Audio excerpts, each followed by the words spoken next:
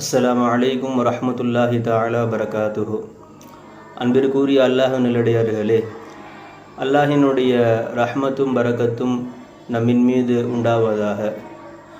நபி ஸல்லல்லாஹு அலைஹி வஸல்லம் அவர்களுடைய மறைவுக்கு பின்னால் ஹலீஃபாக்களில் முதன்மையானவர் ஹஸரத் அபூபக்கர் சித்திக் ரலியல்லாஹு தஆலா அன்ஹு. நபி ஸல்லல்லாஹு அலைஹி வஸல்லம் அவர்களுடைய மாமனார், அதே நேரத்தில் ஸல்லல்லாஹு அலைஹி வஸல்லத்தினுடைய இன்பம் துன்பம் அனைத்திலேயும் உடனிருப்பவர்கள். ஸல்லல்லாஹு அலைஹி வஸல்லம் ஒரு சமயம் சௌர் குகையில் இருந்த பொழுது காஃபிர்கள் எல்லாம் சூழ்ந்திருக்கக்கூடிய வேளையில் நபிக்கு ஆதரவாக உடனிருந்தவர்கள் ஹஸரத் அபூபக்கர் சித்திக் ரலியல்லாஹு தஆலா அன்ஹு. அவர்கள் தினந்தோறும் தொடர்ச்சியாக இஸ்திகாமத்தாக தினந்தோறும் ஒரு அமல் செய்து கொண்டு வருகிறார்கள். ஃபஜருக்கு பின்னாடி 3 முறை ஒரு சில வார்த்தைகள் சொல்கிறாங்க. அதே மாதிரி அசருக்கு பின்னாடியும் அதே வார்த்தைகள் 3 முறை சொல்கிறாங்க. இது இருந்த அவங்களுடைய மகனார் அப்துர் ரஹ்மான் இப்னு அபி பக்கா அவங்க இதை கவனிச்சுக்கிட்டே வராங்க. ஒரு சமயம் கேட்டுட்டாங்க அத்தாட்ட, இந்த மாதிரி தந்தைகிட்ட கேட்குறாங்க, நீங்கள் ஃபஜருக்கு பின்னாடி அசருக்கு பின்னாடி ஒரு சில வார்த்தைகள் சொல்கிறீங்க, ஒரு சில துவாக்கள் ஓதுறீங்க, 3 முறை கரெக்டாக ஓதிட்டு வரீங்க, தொடர்ச்சியாக நானும் பார்த்துக்கிட்டே வரேன், டெய்லி இந்த அமல் நீங்கள் செஞ்சுக்கிட்டே இருக்கிறீங்க, என்ன வார்த்தையை சொல்கிறீங்க அப்படிங்கிறத சொல்லி கொடுங்க அப்படிங்கிறத கேட்கும் பொழுது ஹஸரத் அபூபக்கர் சித்திக் ரலியல்லாஹு தஆலா அன்ஹு அவர்கள் சொல்கிறாங்க மகனார்கிட்ட, அப்துர் ரஹ்மானே, நான் சில வார்த்தைகள் சொல்லுகிறேன், ஒரு சில கலிமாக்கள் சில துஆக்கள் ஓதுகிறேன், ஃபஜருக்கு பின்னாடியும் 3 முறை ஓதுறேன், அசருக்கு பின்னாடியும் 3 முறை ஓதுறேன், அது என்ன துவா ஓதுறேங்கிறத சொல்கிறேன், அதே மாதிரி அது யார் எனக்கு கற்றுக் கொடுத்தாங்கிறதையும் இன்ஷா அல்லாஹ் நான் உனக்கு சொல்கிறேன் அப்படின்ட்டு சொல்லிட்டு அபூபக்கர் சித்திக் ரலியல்லாஹு அன்ஹு அவர் சொல்கிறார்கள், அல்லாஹும்ம ஆஃபினி ஃபி பதனி, அல்லாஹும்ம ஆஃபினி ஃபி சம்இ, அல்லாஹும்ம ஆஃபினி ஃபி பஸரி, லா இலாஹ இல்லா அன்த. இந்த துவாவை தான் நான் 3 முறை ஃபஜருக்கு பின்னாடி 3 முறை ஓதுறேன், அசருக்கு பின்னாடி 3 முறை ஓதுறேன் அப்படிங்கிறது என்ன துவாங்கிறத சொல்லி கொடுத்துட்டாங்க. இதை யார் எனக்கு கற்றுக் கொடுத்தா, யார்கிட்ட இருந்து நான் எடுத்துக்கிட்டேன் அப்படிங்கும் பொழுது சொல்கிறாங்க, ஸல்லல்லாஹு அலைஹி வஸல்லம் அவர்கள் தொடர்ச்சியாக தினந்தோறும் ஃபஜருக்கு பின்னாடியும் அசருக்கு பின்னாடியும் இந்த கலிமாக்கள் இந்த துவாக்களை ஓதி நான் கேட்டு இருக்கிறேன்.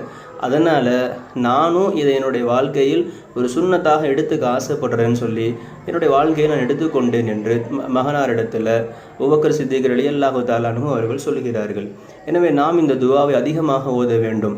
ஒரு அமல்களிலேயே சிறந்த அமல் எதுன்னு சொன்னால் இஸ்திகாமத்து தான். அது வமுஹா ஒயின் கல்ல ஸல்லல்லாஹு அலைஹி வஸல்லம் சொல்வார்கள், சின்ன அமலாக இருந்தாலும் அதை நீங்கள் தொடர்ச்சியாக இஸ்திகாமத்தாக நீங்கள் செய்து வாருங்கள், நிச்சயம் அதில் பரக்கத்து இருக்குது, அதில் நன்மைகள் ஏராளமாக அல்லாஹ் வைத்திருக்கிறான். எனவே இந்த அமலை இன்றையிலிருந்து இன்ஷா அல்லாஹ் சின்ன அமல் தான், ஃபஜருக்கு பின்னாடி ஒரு 3 முறை ஓதலாம், அசருக்கு பின்னாடியும் 3 முறை நம்ம ஓதுறதுக்கு ரொம்ப இலகுவான அமல்.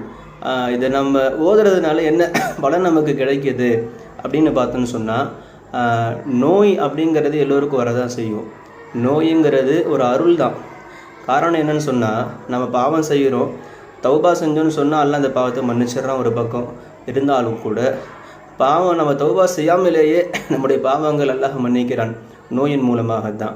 இப்போ நோய் வரும் பொழுது சின்ன காய்ச்சல் வரணும், தலைவலி வரணும், ஏதாவது ஒரு வலி வரணும். அப்படி வரும் பொழுது அது மூலிமா அல்லாஹ் நம்முடைய பாவத்தை மன்னிக்கிறான். அப்படி பார்க்கும் பொழுது நோய் ஒரு அருள் தானே. நோய்ங்கிறது ஒவ்வொருத்தவங்களுக்கும் வரதான் செய்யும். ஆனால் இந்த துவாவை நம்ம ஓதும் பொழுது அல்லாஹும்ம ஆஃபினி ஃபி பதனி, யா அல்லாஹ் என்னுடைய உடலில் நீ ஆரோக்கியத்தை கொடு, என்னுடைய உடல் ஆரோக்கியத்தை கொடு, அல்லாஹும்ம ஆஃபினி ஃபி சம்இ, என்னுடைய செவி புலனில் நீ ஆரோக்கியத்தை கொடு, அல்லாஹும்ம ஆஃபினி ஃபி பஸரி, என்னுடைய பார்வையில் நீ ஆரோக்கியத்தை கொடு. இது 3மே ரொம்ப முக்கியம். இந்த துவாவை ரொம்ப நல்லா உன்னிப்பாக கவனித்து பாருங்கள். உடல் ஆரோக்கியம் இருக்கணும், கண் பார்வையில் ஆரோக்கியம் இருக்கணும், காது கேட்குறதுல ஆரோக்கியம் இருக்கணும். உடல் ஆரோக்கியம் இருந்தால் தான் எல்லா வேலையும் செய்ய முடியும், வியாபாரம் செய்ய முடியும், இல்லைங்களா? அதே மாதிரி எனக்கு வயசாயிடுச்சுன்னு சொன்னால் சொல்கிறாங்களா இல்லையா, கேட்குறோமா இல்லையா? நாம் அவருக்கு எங்கே வயசாயிருச்சு, காது கேட்க மாட்டேங்குது, கூப்பிட்டா கூட திரும்ப மாட்டேங்கிறாரு, வயசாயிருச்சு, சரியாக கண்ணு தெரிய மாட்டேங்குது. அப்போ ரொம்ப ஒரு நுட்பமான கருத்துக்களை கொண்ட துவாவை ஸல்லல்லாஹு அலைஹி வஸல்லம் அவர்கள் நமக்கு கற்றுத் தந்திருக்கிறார்கள். சரி, இந்த துவாவை ஓதுவதன் மூலிமா நமக்கு என்ன பலன் கிடைக்கும் என்று பார்த்தால், நோய் அப்படிங்கிறது ஒரு அருள் தான். நோய்ங்கிறது ஒரு அருள் தான். நாம் செய்யக்கூடிய பாவங்கள், நாம் அல்லாஹ்விடத்தில் பாவ மன்னிப்பு தௌபா தேடும் பொழுது அல்லாஹ் அந்த பாவத்தை மன்னிக்கிறான். ஆனால் தௌபா கேட்காமலேயே அல்லாஹ் நம்முடைய பாவத்தை மன்னிக்கிறான். அது இந்த நோயின் மூலமாகத்தான். நோய் வரும் பொழுது சின்ன காய்ச்சல் வருது, சின்ன தலைவலி, வயிற்று வலி, காய்ச்சல் வருதுன்னு சொன்னால் அது மூலயமா அல்லாஹ் நம்முடைய பாவத்தை அழிக்கிறான், கரைக்கிறான். அப்படி பார்க்கும் பொழுது நோய்ங்கிறது ஒரு அருள் தானே. ஆனால் இந்த துவாவை ஓதுறது மூலிமா நமக்கு என்ன பலன் கிடைக்குதுன்னு சொன்னால், முடங்கி போகிற அளவுக்குள்ள நோயை விட்டு அல்லாஹ் நம்மை பாதுகாக்கிறான். படுத்த படுக்கையாக போயிடுறாங்களா இல்லையா? இப்படி போயிட்டாங்கன்னா அது அவங்களுக்கும் ரொம்ப சிரமம், அவங்கள பார்த்துக்கிறவங்களுக்கும் ரொம்ப சிரமம் தானே. அந்த மாதிரியான படுத்த படுக்கையாக போகிற நோயை விட்டு அல்லாஹ் இந்த துஆவின் மூலமாக நம்மை பாதுகாக்கிறான். ஸல்லல்லாஹு அலைஹி வஸல்லம் அவர்கள் தொடர்ச்சியாக ஓதிய அபூபக்கர் சித்திக் ரலியல்லாஹு அன்ஹு அவர்களும் நபியினுடைய சுன்னத்தை பின்பற்றி தொடர்ச்சியாக ஓதிய இந்த துஆவை நாமும் தொடர்ச்சியாக இஸ்திகாமத்தாக ஓதி நபியினுடைய சுன்னத்தை பின்பற்றிய நன்மையையும் அதே நேரத்தில் நம்முடைய உடல் ஆரோக்கியத்தையும் அல்லாஹ் இதன் மூலமாக தந்தரல் புரிவானாக. கடைசி காலம் வரைக்கும் யாருடைய உதவியும் இல்லாமல் உடல் ஆரோக்கியத்தோடு வாழ்ந்து மரணிக்கக்கூடிய உன்னதமான பாக்கியத்தை அல்லாஹ் நம் அனைவர்களுக்கும், உலகத்தில் வாழக்கூடிய முஸ்லீம்கள் அனைவர்களுக்கும் அல்லாஹ் தந்தரல் புரிவானாக. ஆமீன். அஸ்ஸலாமு அலைக்கும் வரஹ்மத்துல்லாஹி வபரகாத்துஹு.